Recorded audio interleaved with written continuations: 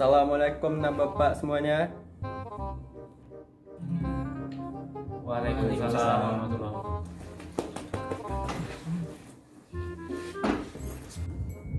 Oke anak-anakku semuanya, kali ini kita akan belajar sejarah lagi ya sama bapakmu yang satu ini. Jadi kita akan belajar mengenai penculikan golongan tua ke Rengas Dengklok. Bapak ambil laptopnya dulu ya.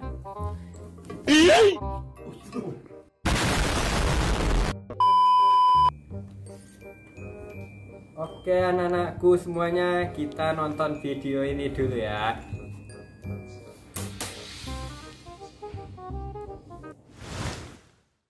The 10th of August, 1945.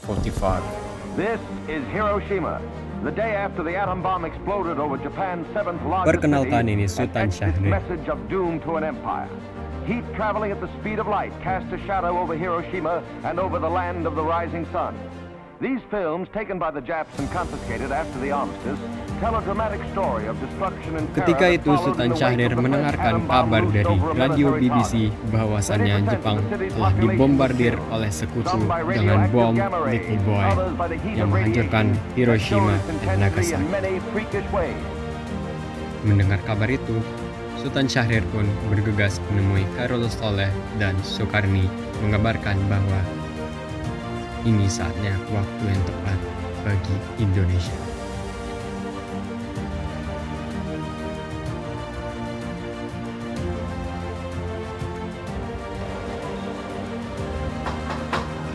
Assalamualaikum.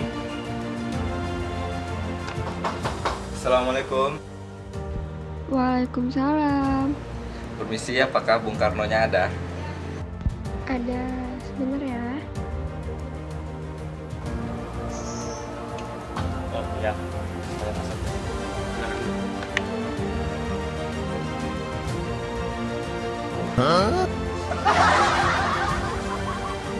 Ada perihal apa kalian datang kemari? Jadi ini Bung, bahwasanya kami mendapat berita bahwa Jepang telah menyerah pada sekutu dan disinilah Indonesia peluang terbesar untuk merdeka. Apa benar? Dari mana kalian dapat berita itu? Ya, benar Bu. Saya sendiri yang mendengar beritanya dari radio. Dan tujuan kami datang ke sini adalah untuk meminta agar negara ini cepat diproklamasikan. Baiklah, akan saya bicarakan dengan anggota PPKI lain. Mendengar kata-kata dari Tidak bisa, Soekarno Bu. iya, yang begitu Ini harus kita berkecamuk, lakukan dengan secepatnya.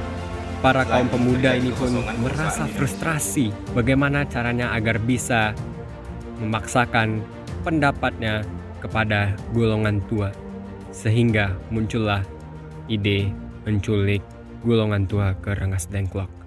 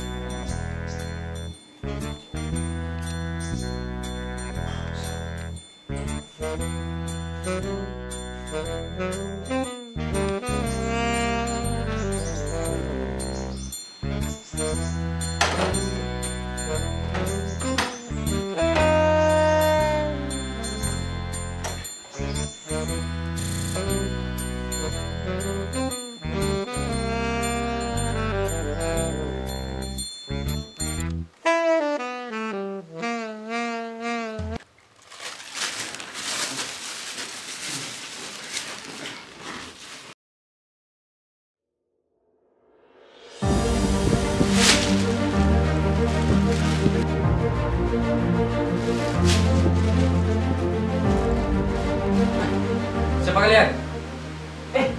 Hatta, Karno. Kenapa kalian ada di sini? ada apa ini?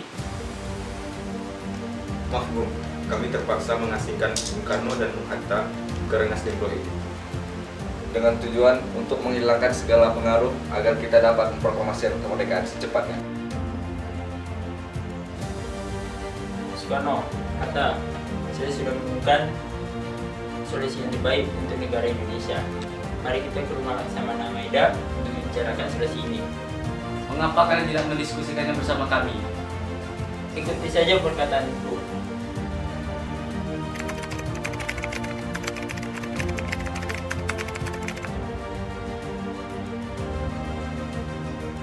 Perkenalkan, Laksamana Maeda, salah satu orang Jepang yang sangat bersimpati terhadap proklamasi kemerdekaan Indonesia.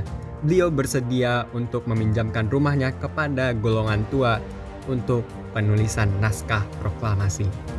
Dan ini saatnya yang kita tunggu-tunggu.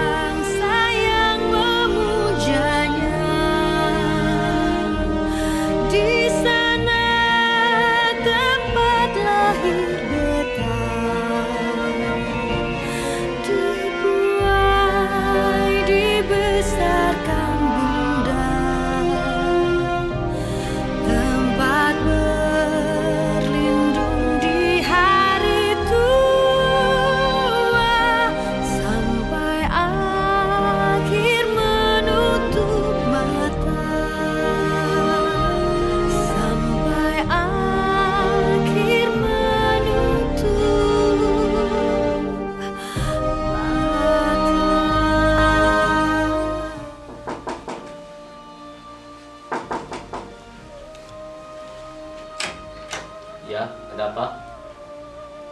Proklamasi akan sebentar lagi dimulai jam 9.45 sekarang. Apakah Tuan sudah selesai? Baik, sudah.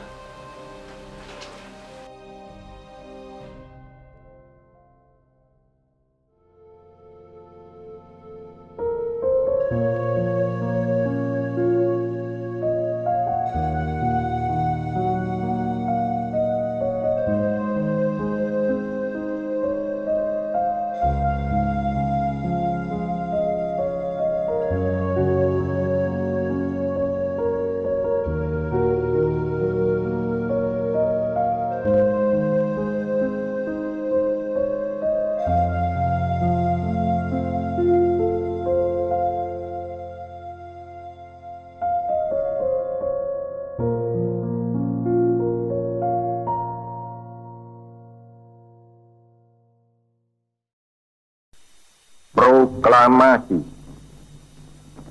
Kami, bangsa Indonesia, dengan ini menyatakan kemerdekaan Indonesia. Hal-hal yang mengenai pemindahan kekuasaan dan lain-lain diselenggarakan dengan cara saksama dan dalam tempo yang sesingkat-singkatnya. Jakarta, 17 Agustus 1945, atas nama bangsa Indonesia, Soekarno, Hatta.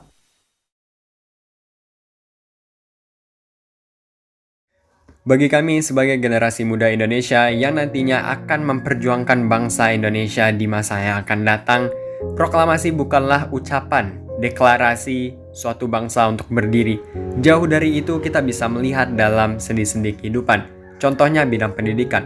Dalam bidang pendidikan, proklamasi memupuk jiwa nasionalisme dalam jiwa pemuda sebagai generasi penerus bangsa. Yang kedua, menandakan bahwa pentingnya ilmu pengetahuan daripada perjuangan secara fisik dalam memperjuangkan kemerdekaan. Yang ketiga, membentuk kita sebagai generasi pemuda untuk mengetahui waktu yang tepat dalam memanfaatkan situasi dalam mengambil keputusan. Dan itu terjadi jika kita menuntut ilmu pengetahuan. Kemudian dalam aspek sosial budaya, kita dapat melihat dengan adanya proklamasi ini, kita seluruh lapisan masyarakat dapat bersatu padu, dapat menggenggam tangan menjadi satu padu tanpa memandang perbedaan suku, agama, ras, dan antar golongan. Kemudian dalam politik, terwujudnya kerjasama antara golongan muda dan golongan tua walaupun mereka berbeda pandangan dalam haluan politik.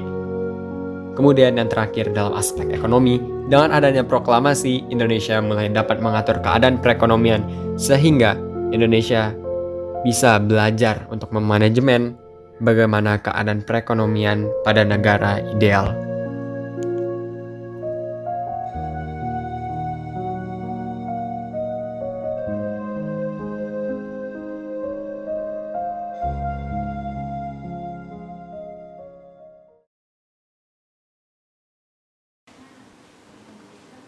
Jadi kayak gitu ya video sejarah kita. Sampai sini ada yang ngerti? Nani? Omae wa mou shindeiru.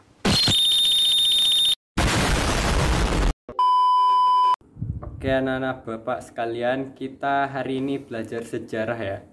Jadi kita belajar mengenai penculikan golongan tua ke Rengas Dengklok. Bentar bapak ambil laptop dulu ya. Kenapa kalian ada di sini? Ada apa ini? Kamu nggak tahu.